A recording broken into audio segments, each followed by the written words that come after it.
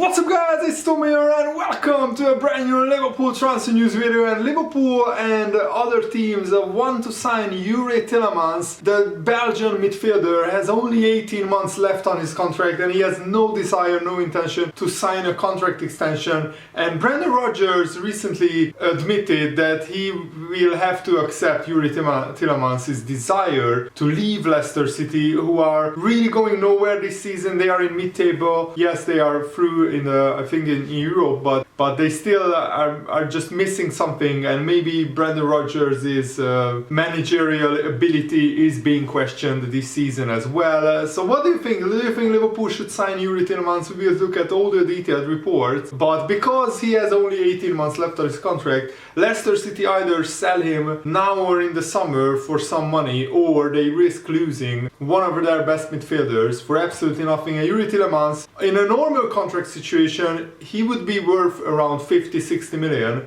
But because he has only 18 months left on his contract, the clubs like Liverpool can use that as a bargaining chip to get him for a cheaper transfer fee. I think around 35-40 million would be a decent price for Yuri Tielemans, who is a goal-scoring midfielder that Liverpool have been missing. And Liverpool are certainly searching for a midfielder. And this is what Rodgers said. Yuri Tielemans is at an age and at a stage in his career and in his contract where he has to ensure he looks at every option. I would love it to be here at Leicester. That is natural, but I understand it's a very short career and probably Tielemans will look to leave Leicester City either at the end of the season or even in this January transfer window. And Rodgers admitted that you always have to prepare for players to leave your club. I have said it before about the pipeline of players. You always have to be looking ahead. That's important, but you have to prepare for players leaving. That is a key. Sometimes it happens unexpectedly, other times you know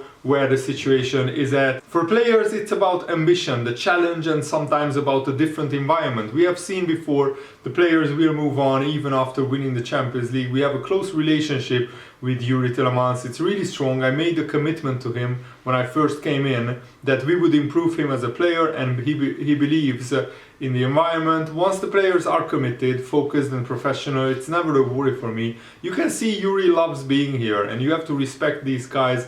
Careers are short, so you have to make the most of your career, and that's what Yuri Tielemans will look to do. He will not win a lot of trophies at Leicester. I mean, Leicester winning the FA Cup last season was absolutely amazing for them. Their first FA Cup glory, first FA Cup trophy in their entire history. But will Leicester City win trophies every season? Very unlikely. And Tielemans would definitely want to go to a club playing in the Champions League, so Liverpool would be very ideal. Both Liverpool and Man City are monitoring Tielemans' contract situation, and Arsenal, Real Madrid and Barcelona are also big admirers of Yuri Tielemans, who actually had a fantastic career so far. He played 382 games already in his professional career, and being only 24 years old, that is an absolutely fantastic number. That is absolutely crazy. And last season he scored 9 goals for Leicester in 51 games, so he played a lot of games. He played every single Premier League game last season, Yuri Tielemans, and that's what you want. You want players who can be very reliable. And also this season he already has 6 goals in 24 games, 5 of them in the Premier League, so that's very impressive as well. And I'm looking at his numbers. He has always been a very reliable player when it comes to goals, and he started off his career in Belgium, of course, with Anderlecht, and then he went to Monaco and then Leicester on loan, and then Leicester bought him outright. But he always played at least 35 games every season, but on average he averages around 40-45 games every season, which is very impressive. And also he has 47 games for the Belgium national team, scoring 4 goals, and this season he already has 5 goals and 2 assists in the Premier League in 16 games, and that's almost better than last season, where he had in the total 38 game Premier League season he had 6 goals and 4 assists. So now in half the games he already almost got that number, so he could easily get at least 10 goals in the Premier League, which I think would be fantastic. And Tielemans also scored in the FA Cup for Leicester. In the Europa League he didn't get a goal, but Leicester had a very interesting and difficult campaign in the Europa League. And Leicester finished third, so they are going to play in the European Conference League, interestingly. And Leicester are playing a Danish club, Rodgers, so they should have no problem going through in the European Conference League. And according to some newspapers, Liverpool moved ahead of Arsenal in being favourites to sign Tielemans, and Liverpool, I think, need a long-term replacement for Jorginho Wijnaldum, who went to Paris Saint-Germain on a free transfer, and I think 24-year-old Tielemans certainly fits the profile of player that Liverpool are looking for, and he can play in a variety of positions as an attacking midfielder, as a deep-lying midfielder, as a centre midfielder, as a box-to-box midfielder, because he not only can score goals, he can also defend. Maybe that's not his best attribute, but he can certainly score goals, get assists, and get about on the pitch very nicely. And Yuri Tielemans back in September said that he's open to everything in his career. The transfer market has just closed that's what he said in September. I just try to keep as many options as I can open. As long as I'm here, I'm going to give everything to Leicester. I've already done so, but I'm going to give even more. And Yuri Tielemans also said this about his contract situation. So the contract situation with me is just something that is going on in football. It's just a normal situation. There are talks going on. I'm not saying I'm going to sign, but I'm not saying that I'm not going to sign. So that's very vague, and usually a player who wants to stay at a club, he will say, I want to stay and I want to sign. And that's what Salah said, for example, and it's in Liverpool's hands. But you can read between the lines that Tielemans will only sign at Leicester if they offer him crazy money. Otherwise, he is looking to leave. And also, big congratulations to Mo Salah for firing Egypt to the quarterfinals of the Africa Cup of Nations.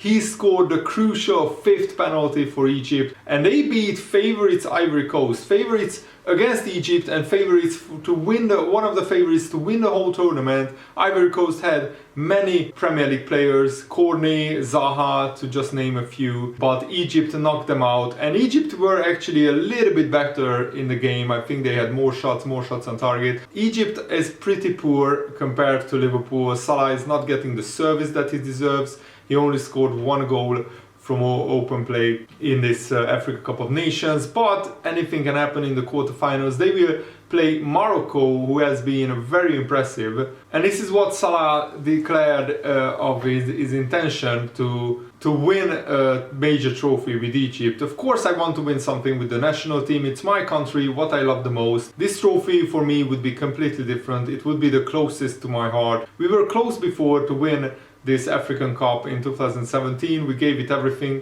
but we were not lucky enough to win it. But it's okay, now we are here in the new one. We have to fight for it, we have to give everything to win it, and I'm sure the players have the same feeling. So hopefully we just need to focus from now on and win the games, and then we go from there. Of course, Salah and Mane being through to the Africa Cup of Nations is not the greatest news for Liverpool. But we have a mini winter break during in this time in England, so Salah and Mane will be back probably for our next Premier League game, which is interestingly against Yuri Tielemans, Brendan Rodgers is Leicester City. So I'm really looking forward to that game, and I think Salah and Mane will be back. Mane also posted an update from hospital. He got knocked out by the goalkeeper of Comoro Islands, or whoever they played in the last game. Yeah, it looked very bad, and Salah was unconscious as he was falling on the ground.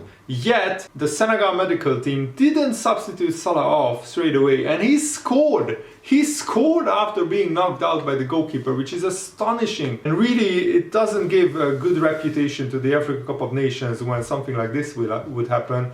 Liverpool will be absolutely fuming about this. But then Salah had to lie down on the pitch to force Senegal to substitute him because he was feeling dizzy, he wasn't feeling well. Thankfully, he posted an update from the hospital. It's unclear whether Senegal will play him in the next game, but they shouldn't. For concussions, there is a 10-day protocol, but that's only in place in European leagues. So in the African Cup of Nations, there is no concussion protocol, which is really bad. But let's hope that Salah and let's hope that Mane recovers fully, and let's hope he doesn't play in Senegal's next game. But I want either Senegal or Egypt to win the Africa Cup of Nations, but Morocco have been very impressive as well, and Tunisia have been very impressive as well. So those are probably 4 nations that could win the whole thing, but it's anybody's guess. The games are so close, most of them anyway. So let's hope Salah or Mane can bring home the trophy to their nation, because that would make them happy and that would make me happy.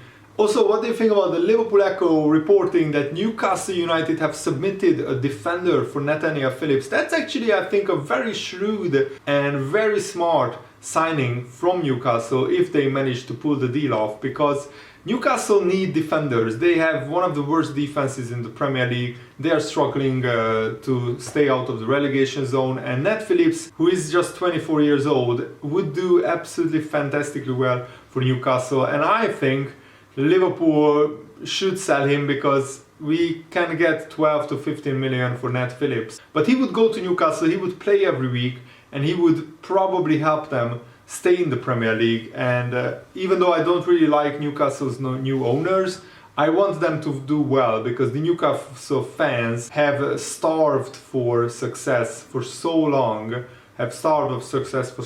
that they probably need a little bit of success. But I don't want the Premier League to turn into a league where only Newcastle and Man City compete for the title. Let's hope that will not be the case in like 10 years time. But who knows, if money is no object for the Newcastle owners, then sooner or later they will turn into a Manchester City, and I don't really like that. I don't really want that to happen. I don't think it's good for English football, but it makes the league more competitive, and ultimately that's what the Premier League wants, so they were okay with the owners. It's just a shame that, look at what is happening to Derby County, one of the founding members of the English Football League. They won the league before, they won the FA Cup before, they are a historic club, and they are on the brink of going extinct. They are on the brink of getting relegated to like non-league football, and that shouldn't happen to a club of Derby County, especially with the size of the club and the following.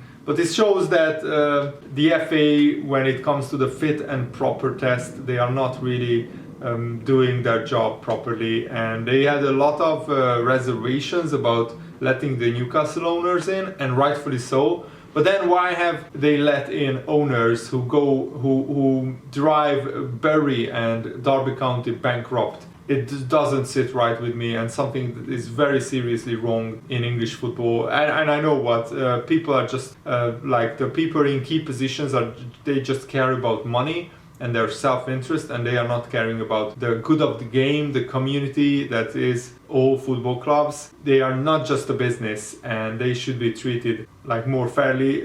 For example, why not adapt the German model? And I'm not saying the fan-owned German model. They have a model that before every season, clubs have to submit all their financial transactions, all their accounts, and if there is any chance of a club going bankrupt during the season, if their finances are not in order, they are not getting a license to compete in the league that they are in. And that's what the Premier League, and that's what the Championship and League One and League Two, they should have the same test, very, very scrutinized test of all the finances, all the club accounts and everything, so a club like Derby County doesn't end up in a situation like that. I'm really passionate about this, so I just wanted to share my thoughts. Derby County is not my club, of course, I don't support them, but it could happen to basically any club. It almost happened to Liverpool as well, with owners Hicks and Gillette. We were on the brink of administration, and if it can happen to Derby, if it can happen to Liverpool, then it can happen to maybe any club in the world, apart from probably Manchester United, who will always be fine financially because they are just so massive, and Liverpool are now so massive as well. But it can happen to any club, and that's not what I want to see. Anyway, that's my take on the situation. Let me know what is yours. Leave your opinion in the comments below, and thanks for watching. Have a nice day. See you later, guys. Goodbye.